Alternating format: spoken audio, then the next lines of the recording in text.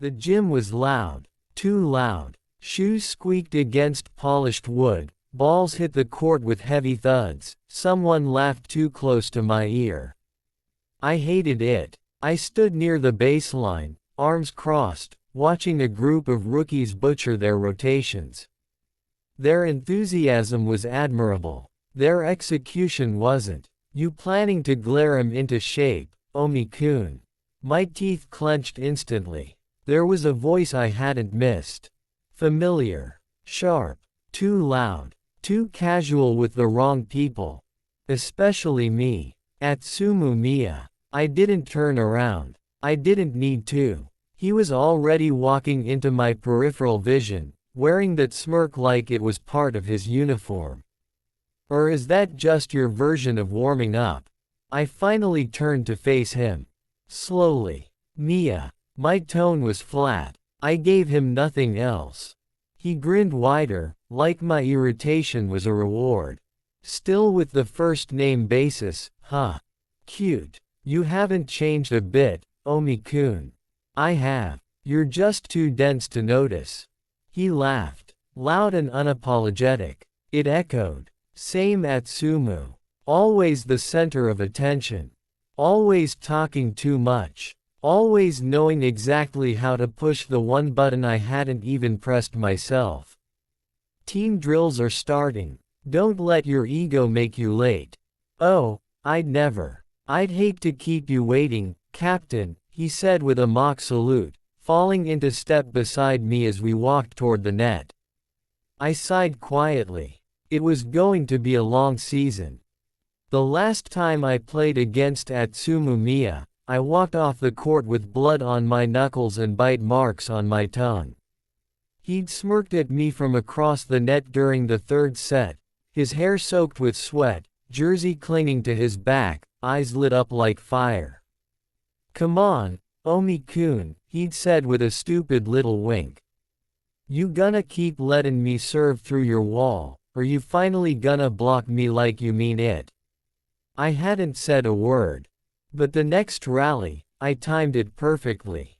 Read his toss, moved half a second early, and shut him down so hard he fell on his ass. I walked away without a glance. But I heard him laugh. That irritating, infuriating laugh that said, finally. He respected me. I hated that I respected him back. Now, he was back on my team.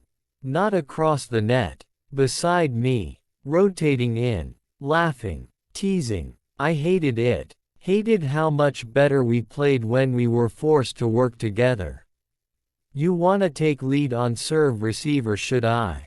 Atsumu asked during a short break, twirling a ball on his fingertips. I wiped my hands on a towel. You just want to control the pace so you can set yourself up for a highlight reel. He gasped. Omi-kun, you wound me. Not yet. But keep talking. Atsumu barked out a laugh and jogged toward his position. You're just mad I serve better than you.